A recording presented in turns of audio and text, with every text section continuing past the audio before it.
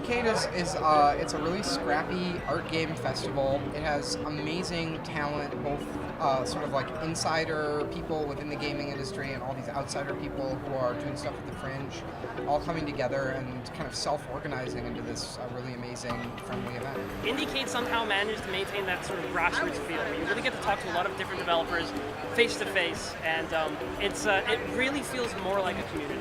It's an amazing festival. I'm really impressed with how diverse the nominees are. Like, I worked as a games journalist before I made Gunpoint, and so it's amazing that like a large number of the nominees I've never heard of. So it's really like they've really cast the net wide and found some really interesting stuff.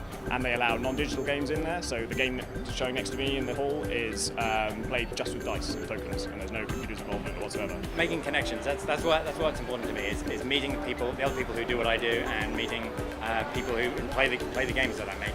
And I love interacting with fans.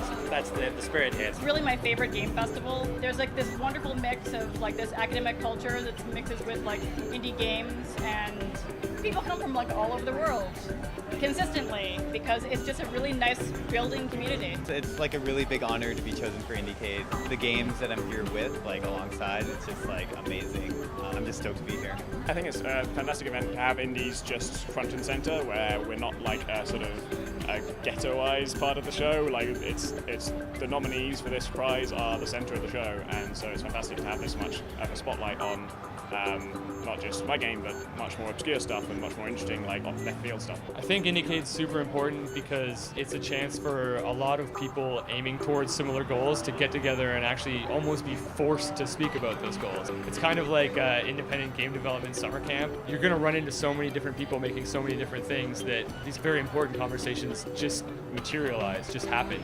If there's somebody that you don't know, you're going to meet them in 5 minutes at IndieCade for sure. It's a really exciting time to be an